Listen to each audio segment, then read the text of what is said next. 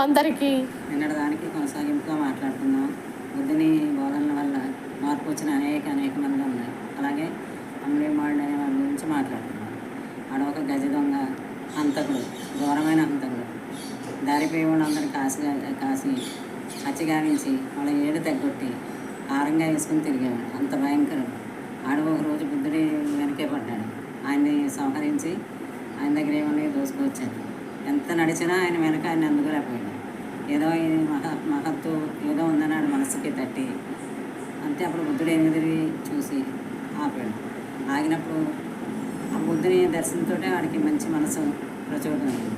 అప్పుడు బుద్ధుడు ఆయనకి ధర్మం గురించి దాని గురించి చెప్పాడు. అప్పుడు ధర్మబోధ చేసేటప్పటికి సన్మార్గుడయ్యి అనేక మందికి దయతో కరుణతో ఎంతోమందికి సహాయం చేసి బుద్ధుడుగా మారి బుద్ధుని ప్రియ శిష్యుడిగా మారాడు.